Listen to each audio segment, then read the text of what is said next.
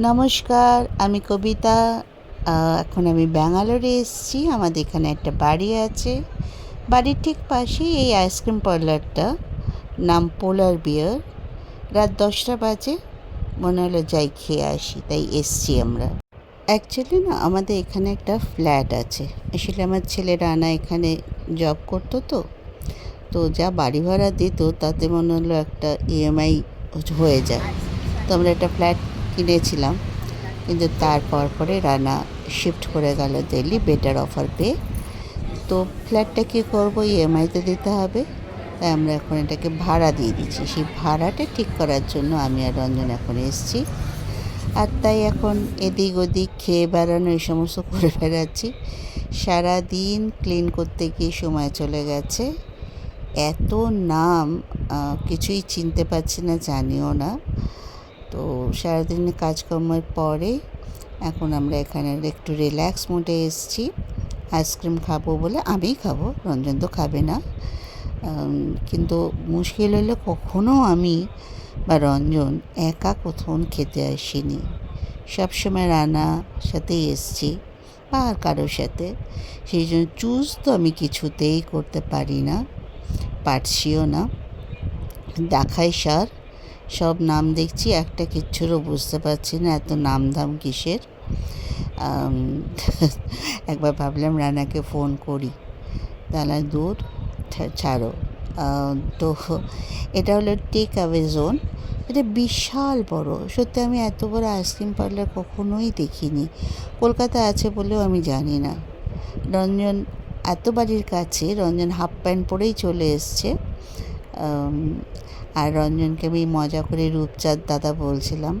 আমার মাসির বাড়িতে না একজন লোক ছিল, তার নাম ছিল রূপচাঁদ।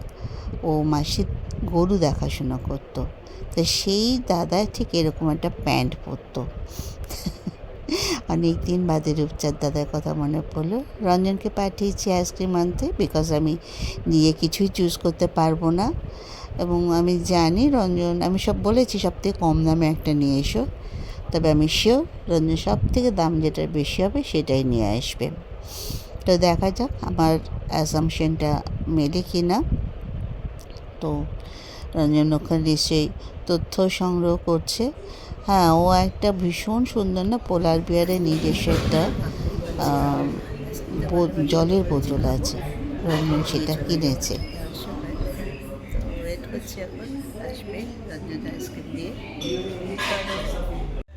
আমার খাবার এসে গেছে, নাম জানি না কিন্তু কি এটা, চকলেট দিয়েছে গ্লাসের মধ্যে করে।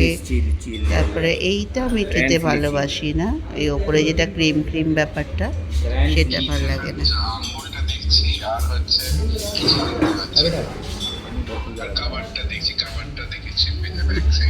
খাবারটা তো চিনতে পারছি না, তাই রঞ্জন রানাকে ভিডিও কল করেছে, তাই রানা এখন এগুলো বলে দিচ্ছে। একটা বোতল লোক ফেলে গেছিল, রঞ্জন সেটা চেয়ে নিল। বোতলটা সুন্দর বলেই রঞ্জন বোতলটা কিনেছিল। আমার খাবার এসে গেছে, এবার দেখি, শুরু করে দেওয়া যাক। দেখে নি নামটা আরেকবার, কি লেখা আছে। এটার নাম হলো এই বিস্কফ ক্যারামেল মেলোডি। আমি নিজের জন্য কখনো এরকম একটা এত বড় একখানা জিনিস কখনো খাইনি। আমারও কিন্তু সুগার, কিন্তু এটা চকোলেট, আচ্ছা সে ঢালছি।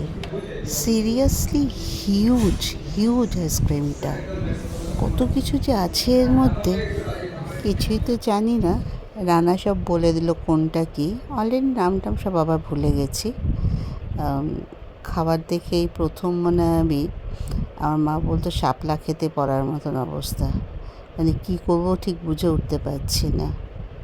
সিরিয়াসলি প্রচণ্ড ভালো খেতে। একটু গিল্টি ফিল করছি, রঞ্জন খাচ্ছে না, বাট আমি ওর সামনে বসে খেয়ে যাচ্ছি, এবং অতটা।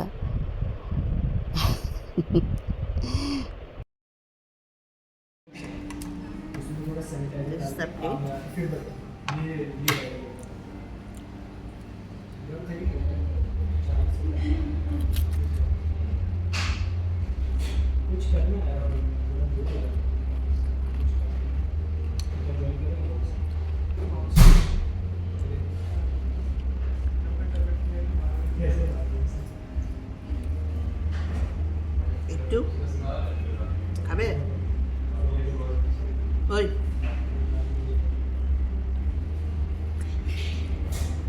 রঞ্জনকে অফার করলাম, কিন্তু রঞ্জন খেলো না। কি সাংঘাতিক সংযম, বাপরে।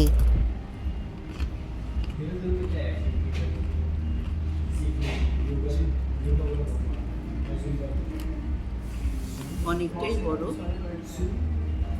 ডিনার করে এসেছি, আমি পেটটা ভরা বলে অলরেডি পেট ভরে গেছে।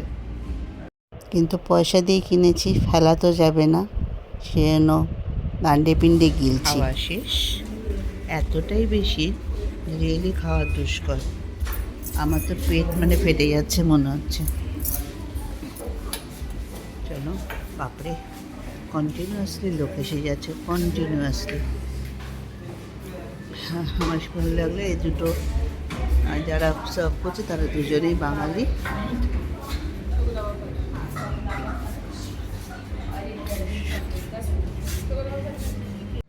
খাওয়া শেষ পোলার বিয়ারে।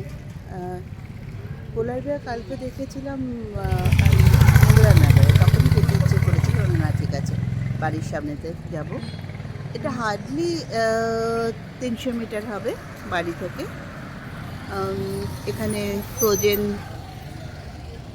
বটল আছে, নন্দিনী আছে, এখানকার মাদার ডেয়ারি টাইপের আর কি।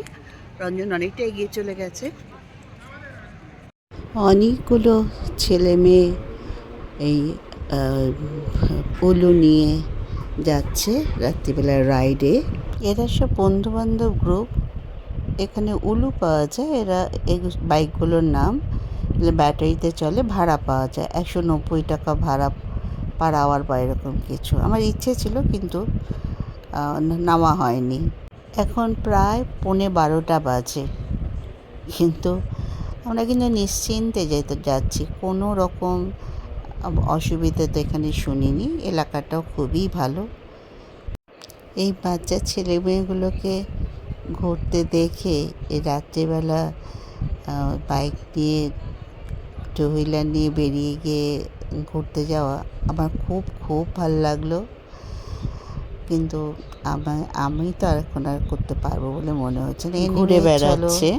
আজকের মতন আমার তো খুব ভালো লাগে। ব্যাঙ্গালোরে আসলে অবশ্যই পোলার বিয়ারে তোমরা এসো, ভীষণ রিজনেবল। চলো, আবার দেখা হবে। ভীষণ ভালো। এই পর্যন্ত। Good night, bye bye, tata. খুব শিগগিরই ফিরে আসছি।